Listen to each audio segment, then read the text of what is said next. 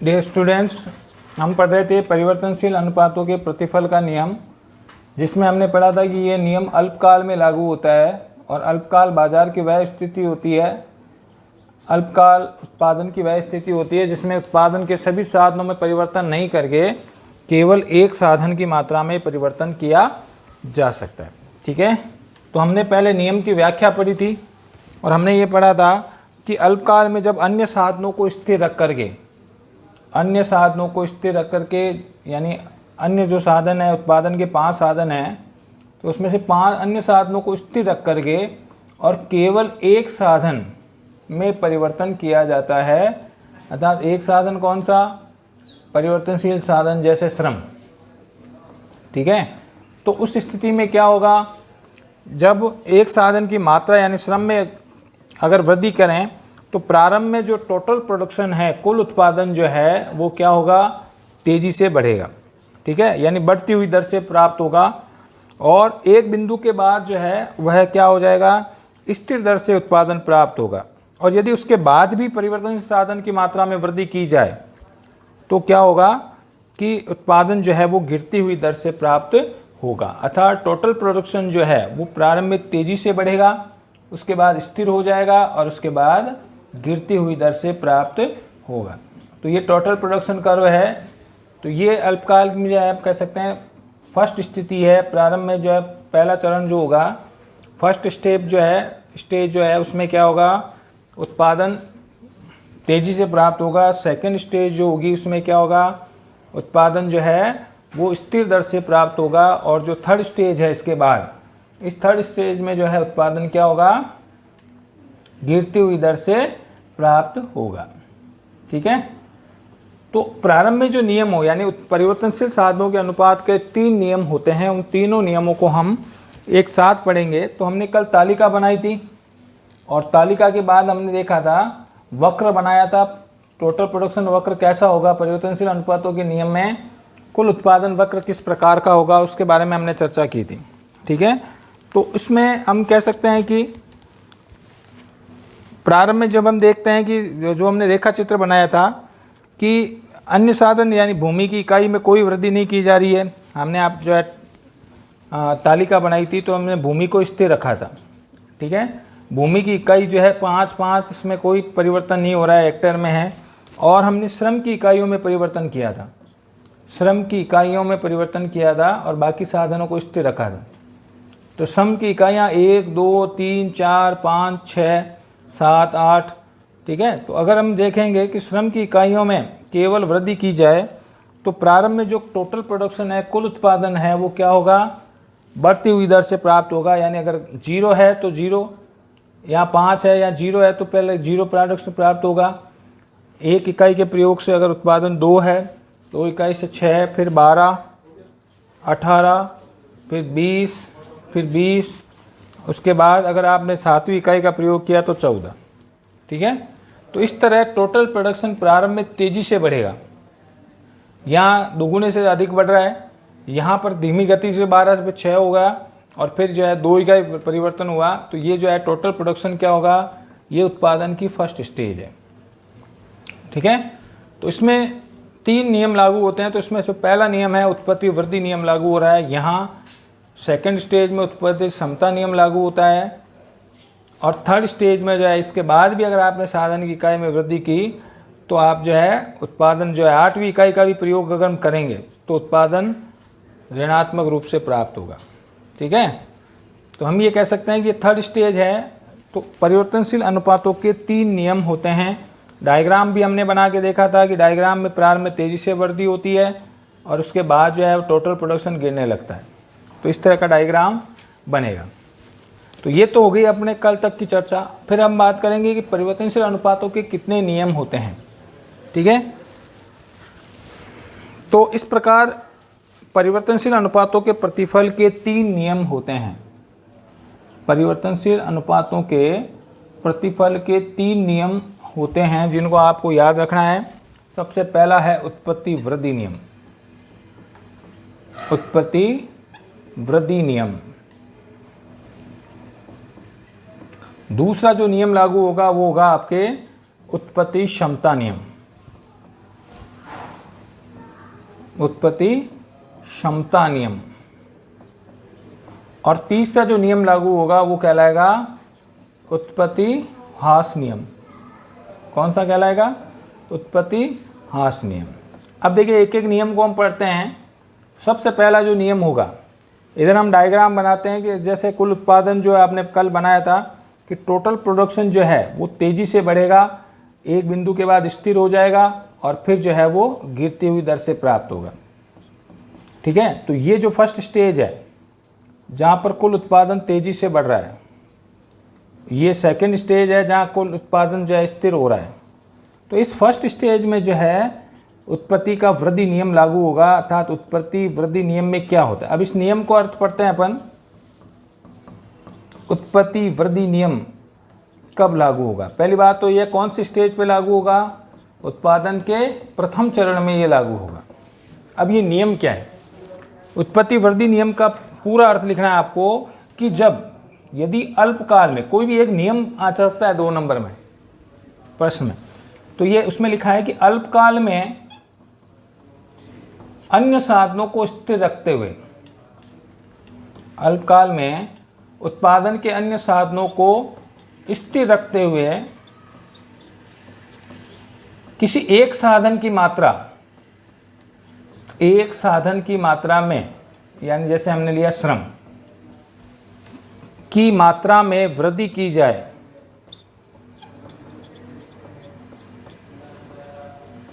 वृद्धि की जाए तो प्रारंभ में उत्पादन तेजी से बढ़ता है।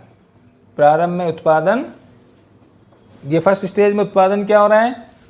तेजी से बढ़ता है। इसे ही उत्पत्ति वृद्धि नियम कहते हैं। तेजी से बढ़ता है, इसे क्या कहते हैं? उत्पत्ति वृद्धि नियम। तो रेखा चित्र में कौन सी स्टेज में उत्पत्ति वृद्धि नियम लागू होता है?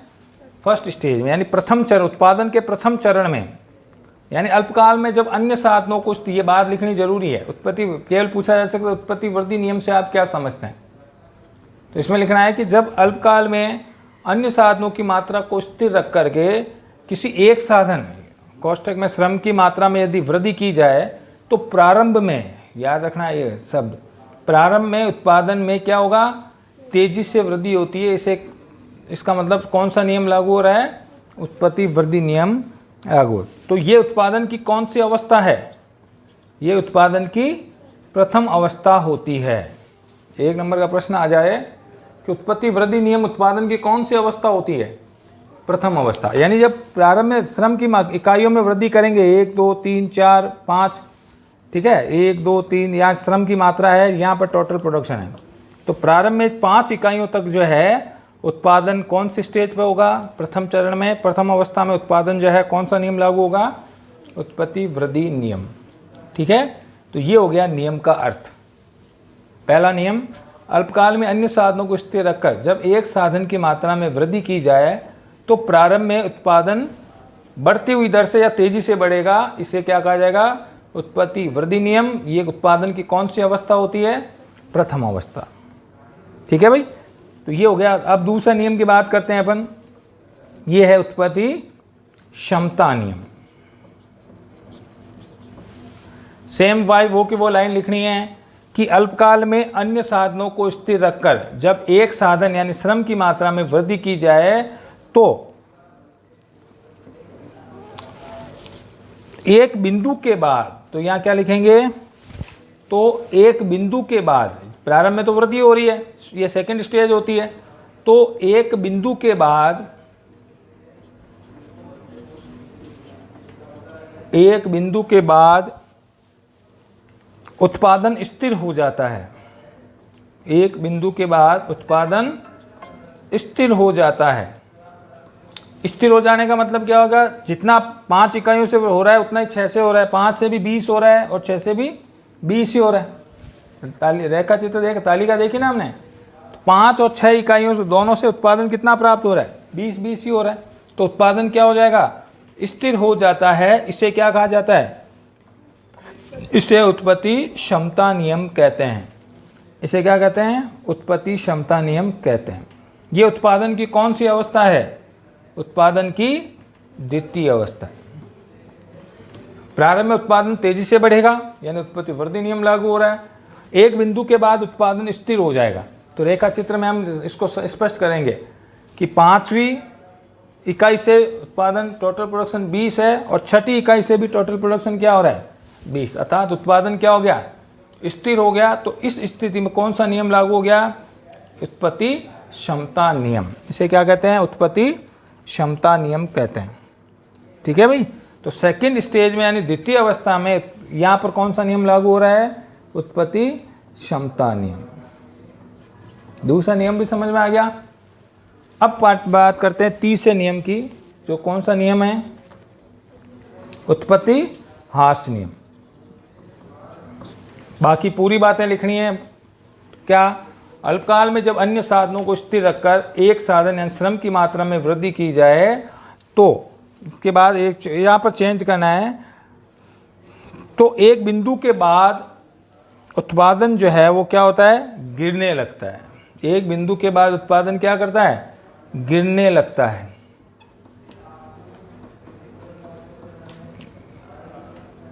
एक बिंदु के बाद तो 6ठी से 7वीं इकाई में अगर वृद्धि की जाए तो उत्पादन क्या हो जाएगा? गिरने लगेगा। तो यह उत्पादन की कौन सी अवस्था है? तृतीय अवस्था होती है। और इसमें उत्पादन क्या होने लग जाता है? गिरने लगता है। यानी जो है जो टोटल प्रोडक्शन होता था उससे भी कम उत्पादन होता है। तो इसे हम कहेंगे उत्पत्ति ह्रास नियम। ये उत्पादन की कौन सी अवस्था होती है? तीसरी अवस्था। तो आपको तीनों नियम समझ में आ गए। तो आप में से कोई भी 2 नंबर का एक नियम पूछ सकते हैं। उत्पत्ति क्षमता नियम को स्पष्ट कीजिए। परिभाषा पूछ ले उत्पत्ति क्षमता नियम से आप क्या समझते हैं? तो क्या करेंगे? सेम लाइन लिखनी है कि अल्पकाल में जब, ये अल्पकाल लिखना जरूरी है वरना ये नियम लागू नहीं होगा, ध्यान रखना। जब अल्पकाल में अन्य साधनों को स्थिर रखकर किसी एक साधन यानी श्रम की मात्रा में वृद्धि की जाए, तो क्षमता नियम पढ़ रहे हैं तो क्या लिखेंगे? एक बिंदु के बाद उत्पादन क्या हो जाएगा? स्थिर हो जाएगा। इसे क्या कहेंगे? उत्पत्ति। यह उत्पादन की कौन सी अवस्था होती है? द्वितीय अवस्था। उत्पत्ति ह्रास नियम पूछें या पूछ लिया जाए उत्पत्ति ह्रास नियम उत्पादन की कौन सी अवस्था होती है? तृतीय अवस्था। ठीक है। तो ये नियम इसी क्रम में लागू होगा, याद रखना। प्रारंभ में नियम कौन सा लागू होगा? उत्पत्ति क्षमता नियम। यानी कोई भी काम जब हम किसी एक साधन की मात्रा में वृद्धि करेंगे तो प्रारंभ में उत्पादन तेजी से बढ़ेगा। भाई जैसे अगर मजदूर है, एक मजदूर फसल को काट रहा है, तो एक मजदूर दिन भर में जो है आप कहते हैं कि अगर मान लो कि 2 बीघा ज़मीन पर फसल काट लेता है, तो दूसरा लगाएंगे तो क्या होगा? 2 बीघा से ज़्यादा ही करेगा, तो यानी दुगुना, 4 से ज़्यादा 5 बीघा काट लेगा। तो इसका मतलब दूसरे से ज़्यादा प्रारंभ उत्पादन तेजी से बढ़ेगा। ठीक है। तो इसलिए हम कह सकते हैं कि ये उत्पादन की प्रथम अवस्था में उत्पत्ति वृद्धि नियम लागू होता है। द्वितीय अवस्था में डायग्राम बना करके इस नियम को स्पष्ट करना है। ये पूरा नियम अगर आएगा तो 5 या 6 नंबर का आएगा। और जब पूरा नियम आए, परिवर्तनशील अनुपातों के नियम पूछे, तो प्रारंभ में आप क्या लिखोगे?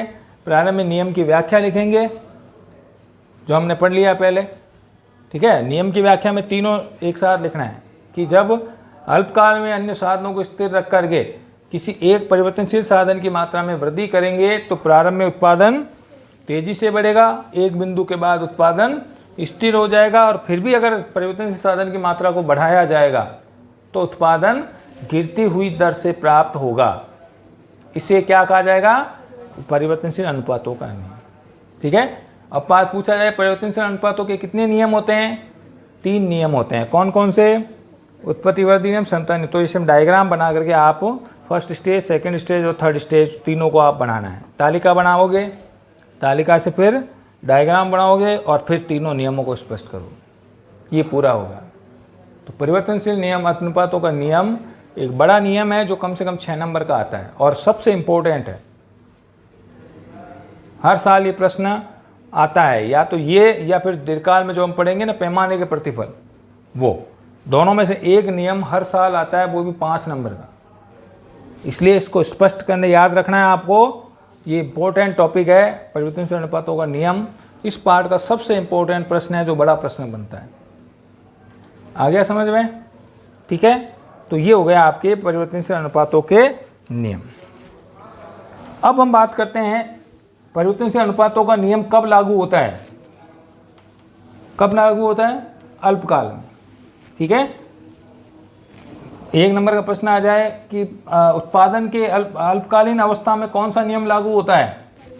परिवर्तनशील अनुपातों का नियम। या पूछ लिया जाए कि परिवर्तनशील अनुपातों के प्रतिफल का नियम कब लागू होता है? अल्पकाल में। ठीक है, और फिर दूसरा पूछ लिया परिवर्तनशील अनुपातों के कितने नियम होते हैं? 3 नियम होते हैं। कौन कौन से? उत्पत्ति वृद्धि नियम, उत्पत्ति क्षमता नियम और उत्पत्ति ह्रास। पूछ लिया जाए उत्पत्ति ह्रास नियम उत्पादन की कौन सी अवस्था में होता है? हाँ, उत्पत्ति ह्रास नियम तृतीय अवस्था में। ठीक है, तो ये हो गया आपके परिवर्तनशील अनुपातों का नियम। तो ये अल्पकालीन उत्पादन वक्र है। अल्पकालीन उत्पादन वक्र में एक नियम लागू होता है। कौन सा? परिवर्तनशील अनुपातों का नियम। अल्पकालीन उत्पादन फलन में कौन सा नियम लागू होगा? परिवर्तनशील अनुपातों का नियम। अब हम बात करते हैं दीर्घकालीन उत्पादन फलन। अल्पकाल पढ़ दिया, अब दूसरा अपना टॉपिक है दीर्घकालीन उत्पादन फलन। दीर्घकालीन उत्पादन फलन।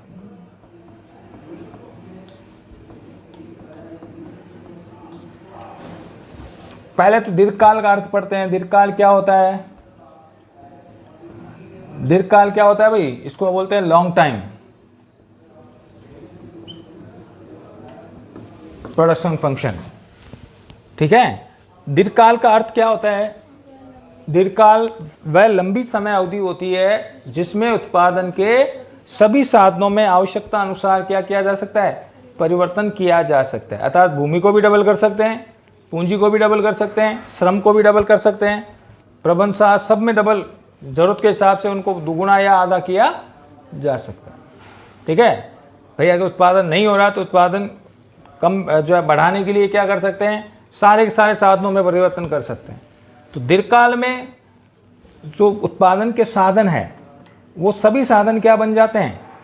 परिवर्तनशील साधन बन जाता है। यानी स्थिर और परिवर्तनशील साधन का भेद क्या हो जाता है? समाप्त हो जाता है। और दीर्घकाल में उत्पादन के सभी साधन क्या बन जाते हैं? परिवर्तनशील।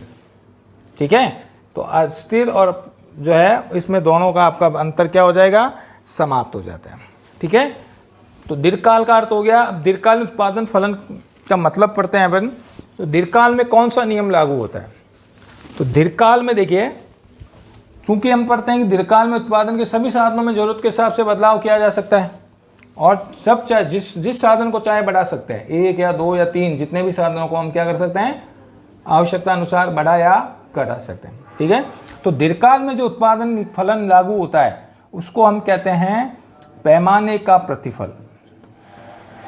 पैमाने के प्रतिफल का नियम।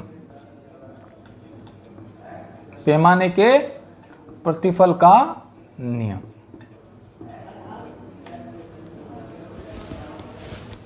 तो दीर्घकाल में उत्पादन का कौन सा नियम लागू होता है? पैमाने के प्रतिफल का नियम। अल्पकाल में उत्पादन का कौन सा नियम लागू होता है? अल्पकाल में कौन सा नियम लागू होता है?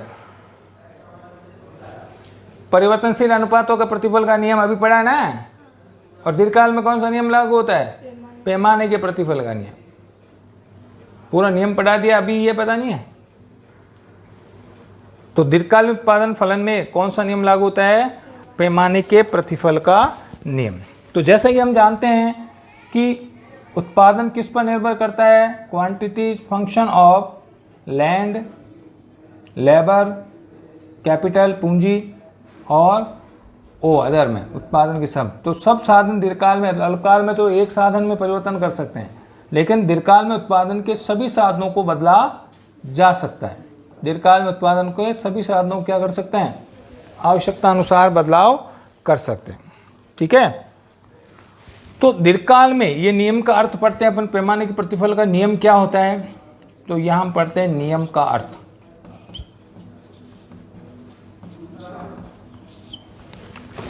ठीक है, दीर्घकाल में पैमाने के प्रतिफल का नियम लागू होता है। और दीर्घकाल ये नियम है क्या कि दीर्घकाल में जब उत्पादन के सभी साधनों कौन कौन से, दीर्घकाल में उत्पादन के सभी साधनों अर्थात भूमि, पूंजी, श्रम, साहस, प्रबंध आदि सभी, तो ये 5 साधन होते हैं उत्पादन के। तो दीर्घकाल में उत्पादन के जब सभी साधनों की मात्रा को बढ़ाया जाता है, दीर्घकाल में सबको जरूरत के हिसाब से बढ़ा देंगे, ठीक है, तो सभी साधनों की मात्रा को बढ़ाया जाता है, तो प्रारंभ में उत्पादन के जो है, प्रारंभ में इस नियम का अर्थ क्या है कि जब दीर्घकाल में, लिखना जरूरी है, दीर्घकाल में उत्पादन के सभी साधनों, वहां साधन आएगा क्योंकि एक साधन में परिवर्तन कर रहे हैं ना, परिवर्तनशील अनुपातों के नियम के लिए क्या शब्द कहाँ में लोगे, साधन, क्योंकि अन्य साधन स्थिर है, केवल एक में परिवर्तन हो रहा है। यहां आप क्या शब्द काम में लोगे, साधनों। तो दीर्घकाल में जब उत्पादन के सभी साधनों की मात्रा को बढ़ाया जाता है,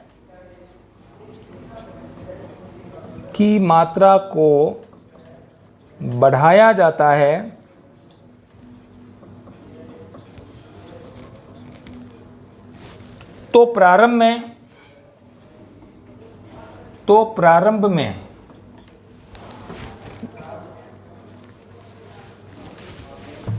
उत्पादन उसी अनुपात में बढ़ेगा, प्रारंभ में उत्पादन उसी अनुपात में बढ़ेगा जिस अनुपात में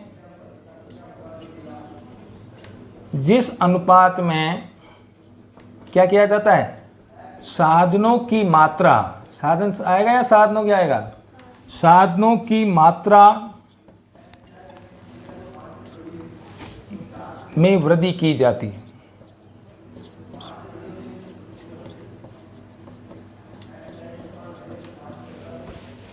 क्या समझे कि दीर्घकाल में जब सभी साधनों की मात्रा को बढ़ाया जाता है, तो प्रारंभ में क्या होगा, उत्पादन उसी अनुपात में बढ़ेगा जिस अनुपात में साधनों की मात्रा में वृद्धि की जाती है। यानी साधनों को डबल कर दिया तो उत्पादन भी डबल हो, साधनों को 4 गुना कर दिया तो उत्पादन भी 4 हो। जिस अनुपात में साधनों को बढ़ाया जा रहा है, उत्पादन भी उसी अनुपात में प्राप्त होगा। उसी अनुपात में मतलब क्या होगा, उसमें तो उत्पादन तेजी से बढ़ेगा, और लेकिन इसमें उत्पादन उसी अनुपात में बढ़ेगा। अभी इसको तालिका से बताएंगे, ठीक है। तो यहां तक की बात हो गई कि उत्पादन उसी अनुपात में बढ़ेगा जिस अनुपात में साधनों की मात्रा में वृद्धि की जाती है। उसके बाद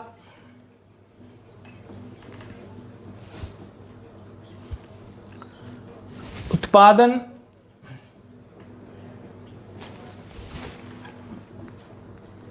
तेजी से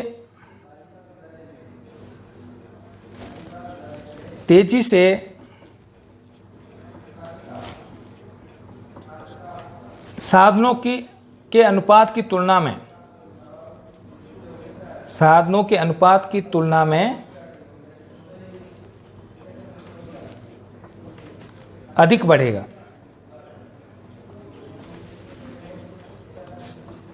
सेकेंड स्टेज में क्या होगा, उत्पादन जिस अनुपात में साधनों की मात्रा में वृद्धि की जा रही है उससे अधिक अनुपात में उत्पादन बढ़ेगा। बात समझ में आई। या तो उसी अनुपात, प्रथम चरण में क्या होगा, उसी अनुपात में बढ़ेगा जिस अनुपात में साधनों को बढ़ाया जा रहा है, यानी भूमि पूंजी श्रम को डबल कर रहे हैं तो उत्पादन भी डबल प्राप्त। बात समझ में आई। तो उसके बाद क्या होगा, सेकंड स्टेज में क्या होगा कि उसके बाद उत्पादन तेजी से बढ़ेगा, किससे, साधनों के अनुपात की तुलना में। तो साधन डबल कर रहे हैं तो उत्पादन 4 गुना बढ़ेगा, 3 गुना बढ़ेगा, ठीक है। तो सेकंड स्टेज में क्या होगा, साधनों की तेजी से बढ़ेगा, यानी साधनों के अनुपात की तुलना में तेजी से बढ़ेगा। वह एक बिंदु के बाद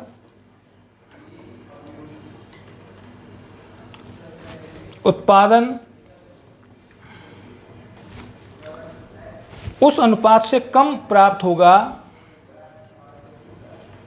उस अनुपात से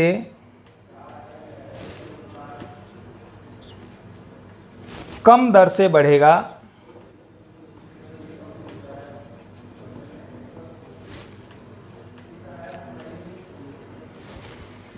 जिस अनुपात में साधनों को बढ़ाया जा रहा है।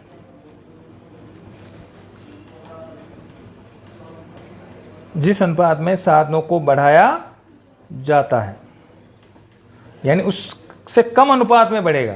तो तीसरी अवस्था में क्या होगा, फिर भी आप साधनों को बढ़ा रहे हो, सारे साधनों को फिर भी बढ़ा रहे हो, एक बिंदु के बाद क्या होगा, उत्पादन उससे कम अनुपात में प्राप्त होगा। किस अनुपात में, जिस अनुपात में साधनों को बढ़ाया जाता है। तो इसी नियम को क्या कहते हैं, इसे पैमाने के प्रतिफल का नियम कहते हैं। इस नियम को क्या कहते हैं, पैमाने के प्रतिफल का नियम।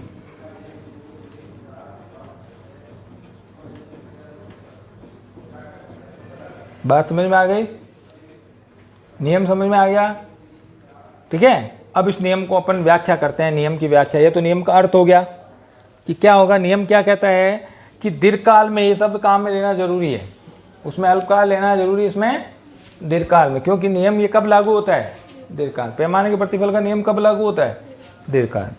तो दीर्घकाल में जब सभी साधनों शब्द आया है, साधन नहीं आया, सभी साधनों यानी भूमि पूंजी श्रम की मात्रा को बढ़ाया जाता है, तो प्रारंभ में उत्पादन उसी अनुपात में, यहां सब ध्यान देना कि साधनों को अगर डबल कर रहे हैं तो उत्पादन भी डबल प्राप्त होगा, दुगुना कर रहे हैं तो उत्पादन भी दुगुना होगा, उसी अनुपात में बढ़ेगा जिस अनुपात में साधनों की मात्रा में वृद्धि की जाती है।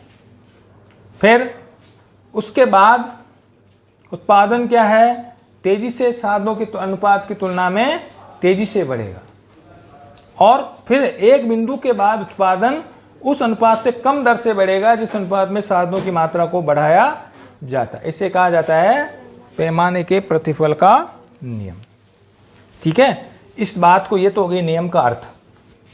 ये तो नियम का अर्थ पूछे तो केवल ये लाइन लिखनी है आप, 4 लाइन है। अब इस नियम की व्याख्या करते हैं अपन, नियम की व्याख्या करते हैं, पैमाने के प्रतिफल के नियम की व्याख्या। और व्याख्या में आपको तालिका और डायग्राम दोनों बनाने हैं, ठीक है। तो अपन देखिए इसमें पढ़ा रहे हैं, जैसे यहाँ ले ली हमने पूंजी की इकाइयाँ, पूंजी की इकाइयाँ,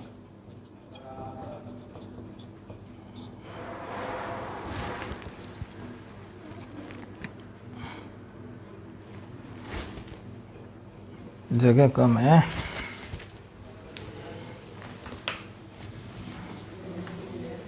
नियम को इसको मिटा दूं।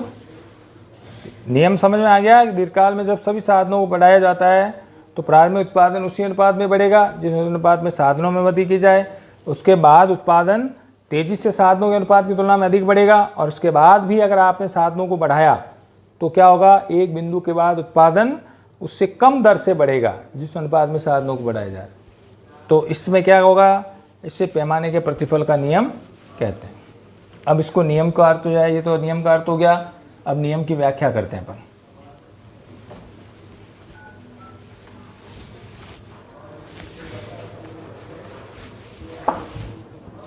नियम की व्याख्या,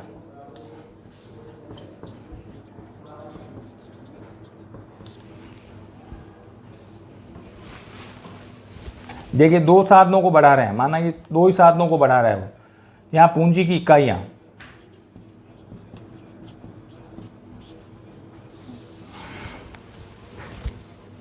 यहाँ पूंजी की इकाइयों में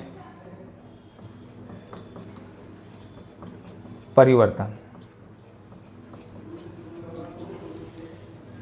एक साधन हो गया, ये तो पूंजी की एक इकाई है और यहाँ इसमें परिवर्तन कर रहे हैं, ठीक है। अब चूंकि एक साधन तो उसमें बढ़ता है, यहाँ तो 2 एक से ज़्यादा बढ़ने चाहिए ना। यहाँ हो गया आपके श्रम की इकाइयाँ,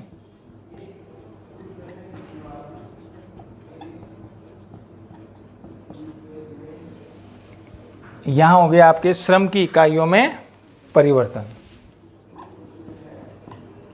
श्रम की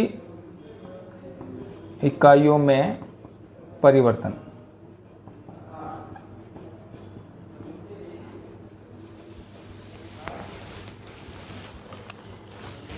यहाँ ले लेने उत्पादन, कुल उत्पादन कह दो या कुल टोटल प्रोडक्शन कह दो।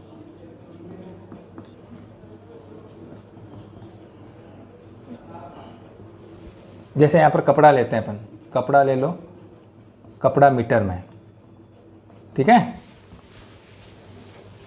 अब क्या करें, दो साधनों को बढ़ा रहे हैं अपन, पूंजी और श्रम। पूंजी की इकाइयों को अगर हम कर दें, जैसे पूंजी की इकाइयाँ यहाँ पर लाख रुपए में, या लाख रुपए, पूंजी तो रुपए में ही होगी। श्रम की इकाइयों में हम कह सकते हैं, जैसे श्रम की इकाइयाँ किस में आएगी, श्रमिक में, श्रमिकों की संख्या में, ठीक है। अब यहाँ पर जैसे हमने एक इकाई में परिवर्तन किया, पूंजी की एक इकाई, यहाँ 2, 3, 4 लाख, 5 लाख, 6 लाख, 7 लाख और 8 लाख। किसको बढ़ा रहे हैं अपन, यहाँ पूंजी की इकाइयों में परिवर्तन कर रहे हैं, ठीक है। अब पूंजी की इकाइयों में परिवर्तन है, यहाँ पर अपन एक गुणा ही है, एक इकाई है तो एक गुणा ही कर रहे हैं, ठीक है।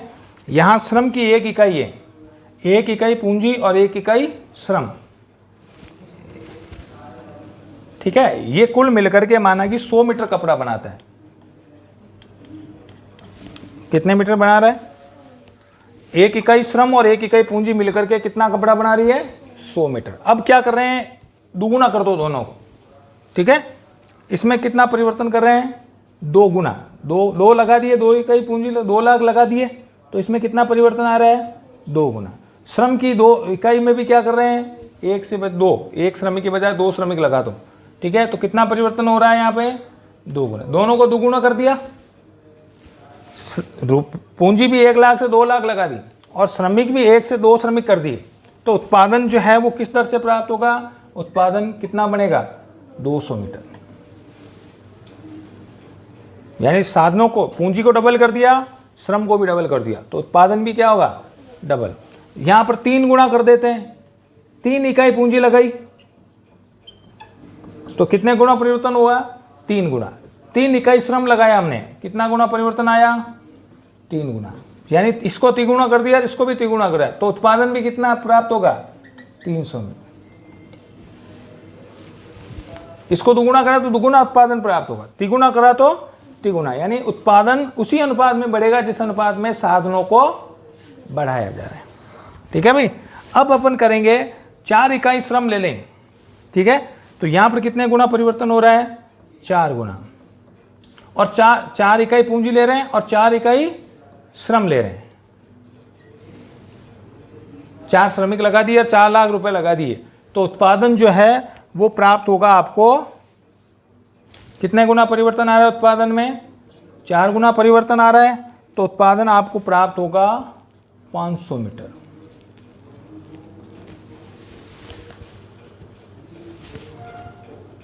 क्या समझ में आया, 4 गुना बढ़ाया, इसको भी 4 गुना बढ़ा दिया, यानी 4 इकाई 4 लाख रुपए और 4 श्रमिक मिलकर के कितना करने हैं, 500 मीटर कपड़ा बनना कितना चाहिए, 400 मीटर बनना चाहिए ना, लेकिन दुगुने उससे अधिक अनुपात में 4 गुना करने पर उत्पादन कितना बढ़ रहा है, 5 गुना, ठीक है। फिर आपने 5 गुना कर दिया इसको, 5 इकाई पूंजी और 5 इकाई श्रम ले लिया, 5 गुना, 5 श्रमिक ले लिए, कितना परिवर्तन आ रहा है, 5 गुना, तो उत्पादन बढ़ करके हो रहा है 700 मीटर। होना कितना चाहिए, 500 मीटर होना चाहिए, 5 गुना करा है तो 500 मीटर होना चाहिए, लेकिन हो कितना रहा है, 7 गुना, 700 मीटर, यानी 7 गुना बढ़ रहा है, ठीक है। फिर हमने 6 इकाई 6 लाख रुपए लिए, यानी 6 गुना परिवर्तन इसमें किया, और 6 इकाई श्रम के लिए, तो कितना गुना परिवर्तन किया, 6 गुना परिवर्तन किया, तो उत्पादन बढ़ करके 1000 मीटर हो रहा है। तो 500, 700, 1000, ठीक है। फिर भी अगर आपने सारे साधनों को बढ़ाया, अब उत्पादक चाहेगा ज़्यादा करेंगे, तो फिर भी आपने 7 गुना, 7 इकाई श्रम पूंजी की लगाई और 7 श्रमिक लगाए, तो कितना परिवर्तन आ रहा है, 7 गुना परिवर्तन आ रहा है, तो फिर उत्पादन बढ़ करके क्या हो जाएगा, 900 मीटर।